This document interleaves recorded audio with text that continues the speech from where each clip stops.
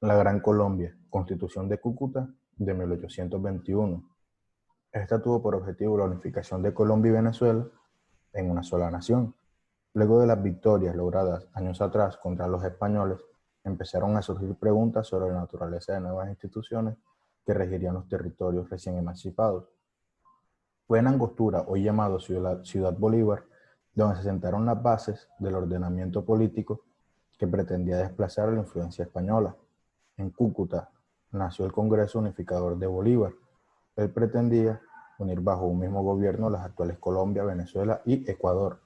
Su intención era crear un Estado fuerte para expulsar definitivamente a los españoles de América y lograr el reconocimiento internacional para la nueva nación, permitir el alcance de nuevas reformas de contratos para la libertad social, económica y política de los territorios.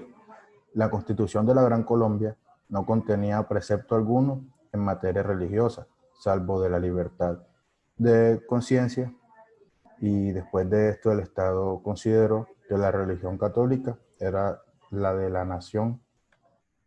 ¿Cómo se da la división de poderes? En 1828, en la reunión de Convención de Ocaña, Santander rechazó la proposición de introducir la Constitución vitalicia.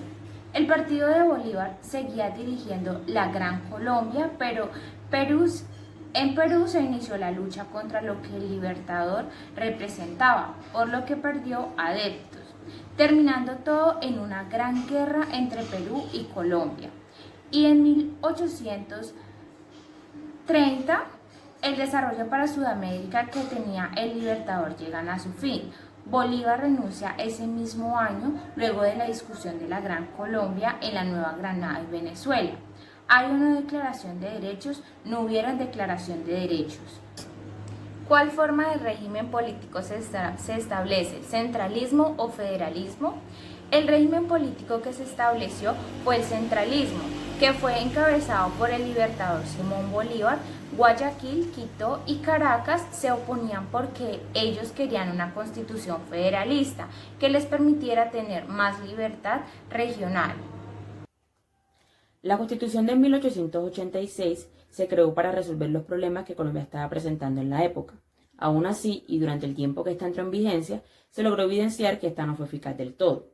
El periodo de la regeneración se denomina también de restauración y reacción, no solo al desmantelamiento del Estado federal y su constitución radical, sino que también a la restauración de un sistema constituido por Bolívar.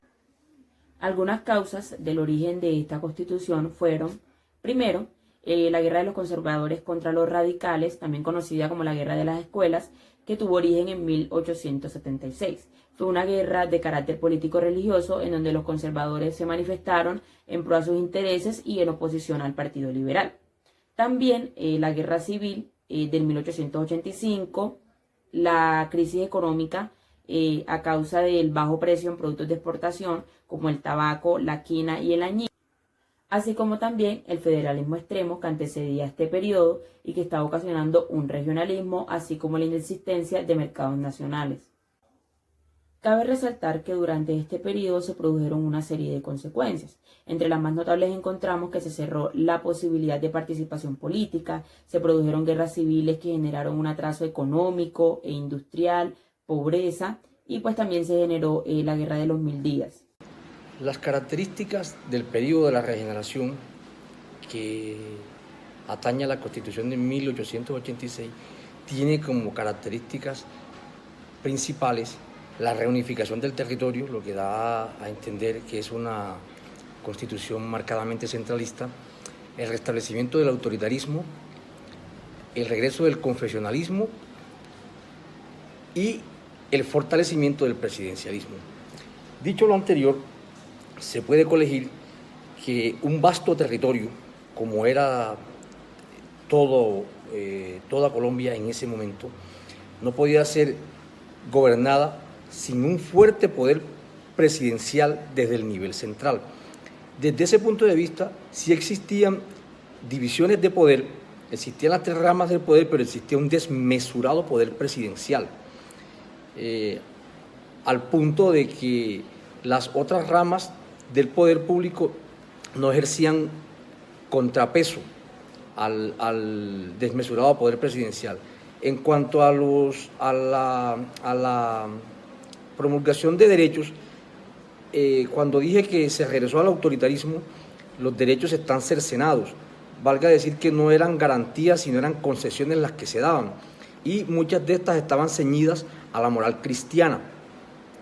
Dicho sea de paso, se firmó el concordato con la Santa Iglesia Católica y se dieron exenciones tributarias a la misma.